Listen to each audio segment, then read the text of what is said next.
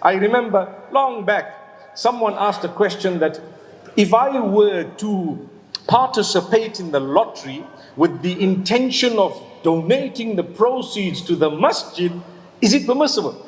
Can you imagine how sharp the kids are today? They say, look, every week the uncles are collecting money, like we said, right? So what if I just, every week, I put that money into a lottery, and guess what? My intention is I want to donate to the masjid. I might just hit the million one day and we can have a good new hollow masjid, mashallah. You know what? It's wrong. Why is it wrong? Because your intention from the beginning to doing something wrong cannot be a purified one.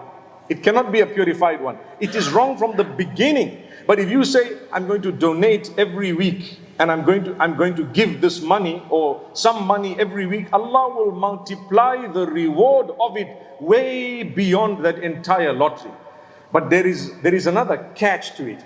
If a person was participating in a lottery without having been close to Allah, the intention was to make money for themselves, this is haram in Islam, it's gambling. I started off by talking about gambling, right? This is part of gambling.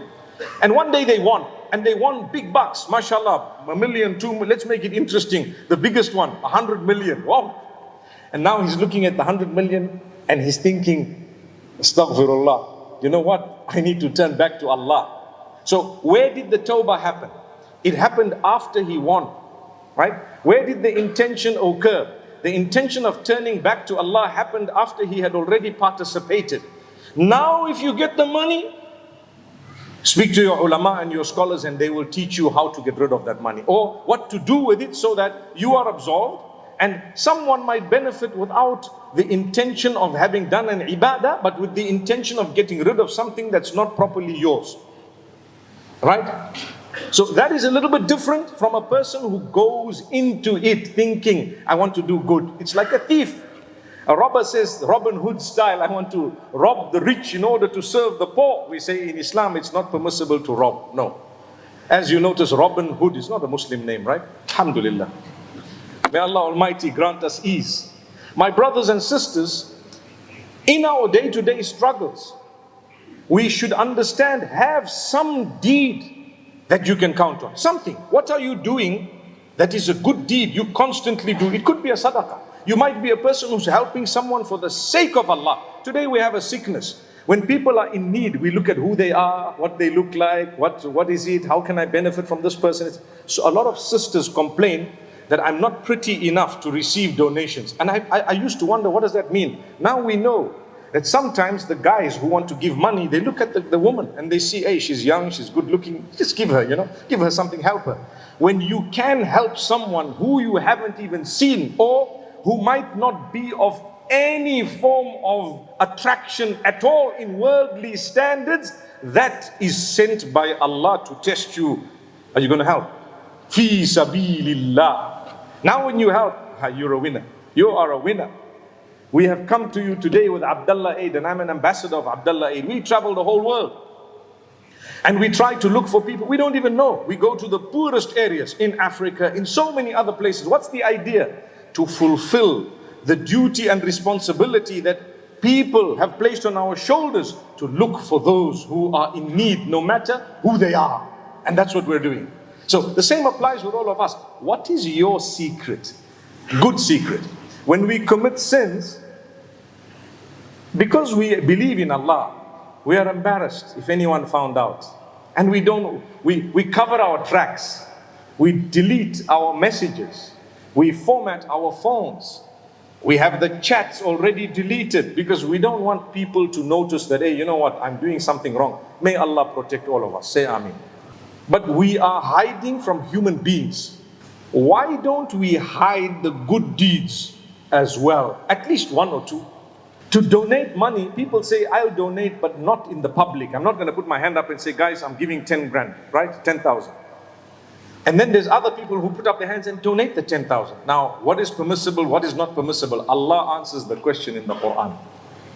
إِن تُبْدُوا الصَّدَقَاتِ فَنِعِمَّا هِيَ وَإِن تُخْفُوهَا وَتُؤْتُوهَا الْفُقَرَاءَ فَهُوَ خَيْرٌ لَكُمْ وَيُكَفِّرُ عَنكُم مِّن سَيِّئَاتِكُمْ وَاللَّهُ بِمَا تَعْمَلُونَ خَبِيرٌ. Allah says, if you are going to show the charity you've given with the correct intentions, it's fair and good. It's acceptable in the eyes of Allah. What is the intention? I'm giving this 10,000 for the sake of Allah in a public way so that my friends, my circles and others who are wealthier than me can be encouraged to give and to say, if this guy gave 10, I will give 20. So you will get a reward for the 20 someone gave by looking at your donation. My donation is not to boast or to brag, but rather it is to encourage, especially when you're in your own circles, you know. That's permissible. Allah says, you can get a big reward, double, triple. Anyone who gives after you, you get a reward for all of those, all of them. But Allah says, if you were to be quiet and silent and hide it and give it to the poor, it's better for you. Meaning there is scope for this and there is scope for that. It depends on your intention. It depends on your intention. If your intention is a good one, inshallah you get a good reward. If your intention is a bad one, then you need to rectify the intention to get a good reward. You need to rectify it. So when we do something wrong, we want to cover it. Sometimes when you do something right, cover it as well. Keep a secret between you and Allah. Something. What is it? It might be verse of the Quran every day. It might be that you are trying to do hifd, trying to memorize Quran. How much should you memorize a day? There is no limit. There is no beginning and no ending. You can memorize as much as you can. Everyone has a different capacity. You might want to memorize one verse a day. You might want to memorize one verse a week. Every Sunday, I get up in the morning, I try my best, I'll repeat this verse 23 times looking inside. I'm saying 23, it's not in the Hadith. No. 23, my father, when I was little, he used to make me read a verse looking inside 23 times. He told me, you learn a page a day. When I was doing hifd, I did a page a day. He says, first you look inside, read this page 23 times. Then you start one verse, read it 4 or 5 times. When you know it, look outside, read it 4 or 5 times. Then read the next verse 3 or 4 times. You know it, read it looking outside 3 or 4 times. Then you read both verses looking inside once, twice. Then you read them looking outside 2 or 3 times. Then you join the third one. You read it 3 or 4 times. And then you join 1, 2, 3, looking in, looking out. And that's how we did the page. And we did that every day for 2.5 years. And we were done with the whole Quran. Subhanallah. Subhanallah, right? A juz a month, 30 juz, 2 months, 2 years, 6 months, done. In fact, it took a little bit longer because of sometimes we were a little bit slow, school holidays and this, that. But 2.5 years generally. My brothers and sisters, if you make an intention, I'm going to memorize one verse a week, I want to tell you what will happen. You see, if you look at the theme of today's talk, you will understand what we're trying to achieve. To say, let's do the best we can in whatever way we can. And don't look at the sins and all that we're involved in to discourage you from the good, but rather look at it this way, that if I do good, inshallah, it will help me eradicate the bad.